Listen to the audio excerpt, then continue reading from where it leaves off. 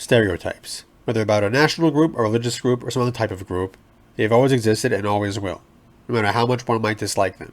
Another fact about stereotypes is that, for better or worse, they usually have some element of truth to them, though in most cases it's obviously greatly exaggerated for one reason or another, and it's unfair to immediately judge individuals based on a stereotype.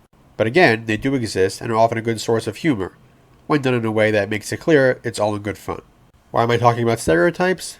Because this week I'm going to talk about how Girls Und Panzer plays with national stereotypes in a perfect way for both comedic effect and characterization, all while maintaining respect for everyone involved.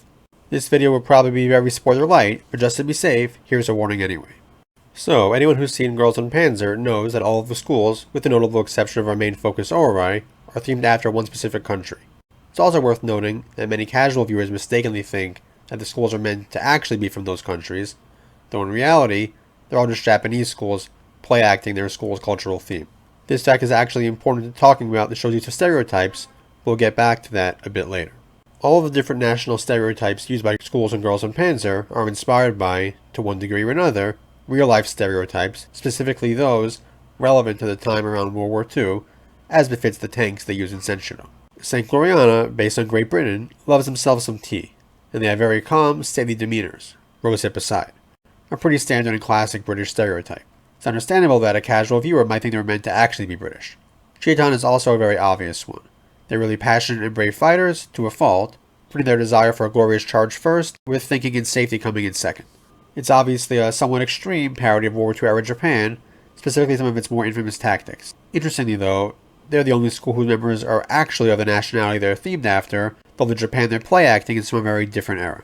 Then you have Anzio with their love of Italian food, plus the little Mussolini and Italian military ineffectiveness parodies, prompted with all their Russian cultural stuff plus Katusha being a bit of a Stalin parody, Koromorimine and their generally very serious, precise attitudes, obviously parodying Germany, and BC Freedom with their whole perpetual French Civil War thing going on. The stereotypes played upon by Saunders and Yakusoda are maybe a little less obvious. While it might not be the most well-known American stereotype, excessive friendliness is a stereotype of at least certain segments of American society. Also, Borgar. I don't know enough about Finnish stereotypes to say exactly what's being parodied with Mika and the gang, apart from the mild klepto tendencies inspired by stuff that went down during the Winter and Continuation Wars, but it's definitely based on something, considering everything else is. On the surface, the reason for these stereotypes being utilized is very straightforward. Given the World War II tanks, it makes sense to make the teams themed after different countries. It allows the show to utilize many different tank types, and visually, it makes all of the schools very distinct and memorable. But it also does something else important in this show, with its very large cast of characters. It helps immediately distinguish one from the other, and the personalities, so often derived, at least in large part, from these stereotypes, instantly makes the characters easy to remember. No one's going to confuse Kei with Darjeeling, for example, or Nishi with Katusha. In a show with this many characters, it's more important than you might think to make everyone as distinct and instantly recognizable as possible. This is also kind of an outgrowth of how the show ensured that all of Ori's large cast of characters stayed distinct themselves, by having most of the teams be members of a certain club with a distinct theme. It makes it easy to remember who's part of which group and which tank they're in, while not overloading us with too much information about everyone all at once. Beyond this, though, the show utilized the different characters with their stereotype-based personalities for the story as well. It makes sense, for example, for Maho, and by extension Shiho, to have very serious, focused personalities, considering the German-inspired stereotype they're playing off. The same with Darjeeling being the ones essentially introduced us to the theme of competitive Senshiro with her respectful gesture to Miho, and then Kei just wanting to enjoy the sport and make friends to really hammer that home. But what's more impressive about the national stereotypes utilized by Girls Und Panzer is how they do so in a manner that never comes off as mean-spirited. Not even close. While yes, as I mentioned earlier, these stereotypes are often used for comedic moments involving our characters, it's all in good fun. Part of this stems from positive stereotypes, or at least positive spins on the stereotypes being used. I already mentioned the overly friendly American stereotype Kei personifies, for example, and BC Freedom uses outsider perception of their squabbles to actually work together better as a team. While the Anzio girls, as a whole, aren't the sharpest tools in the shed for the most part, they're very generous and eager to share food with their competitors. And while Chiatan's single-mindedness often leads to failure, we're also shown their warrior spirit as very much a positive thing. But even the stereotypes that are more used for comedy, or as a gimmick, like St. Gloriana characters almost always holding tea, or Katusha's threats about punishments to her teammates, are all done in good fun and in a positive spirit.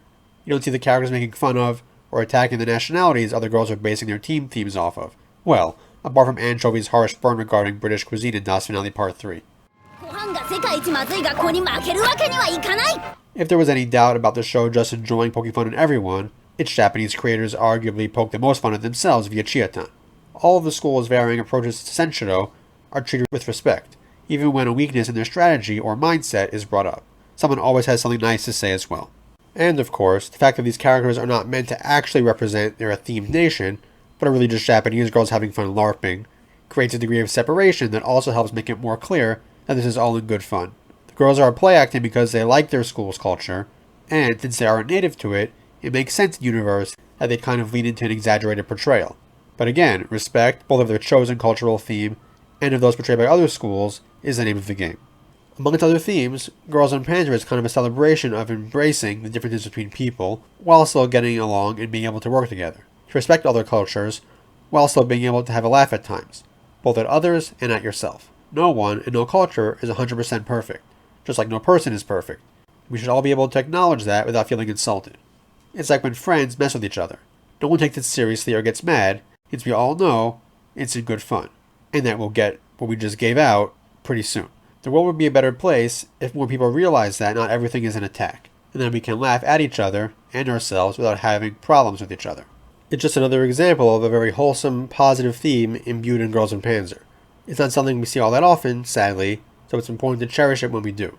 We're all different with our own strengths, weaknesses, and quirks, and that's okay. We can all stay distinct in our own culturally unique nations, or schoolships, without being pressed to mush everything together into a monoculture, and while getting along and having fun with everyone else, even while giving each other a hard time every so often. If you enjoyed this video and like to support me and what I do here, check out the links to my books and light novels below in the description. A link to my Patreon is down there as well. I started sharing awesome updates, including completed pages from my upcoming manga, Amaranth Angels, over there, and there are other rewards as well. I've also got cool merch over on TeePublic. And of course, if you have any thoughts on this video, or just anything Girls Und Panzer related you'd like me to talk about, definitely share them below in the comments. I'd love to hear them, and I do my best to read, and then eventually respond to all the comments. And don't forget to subscribe, so you don't miss any future uploads. Also, I'll be doing another Girls Und Panzer Dream Tank Match livestream this Saturday at 2 PM EST. We'll be finishing the story mode, so be there for that. That's all for now, so until next time.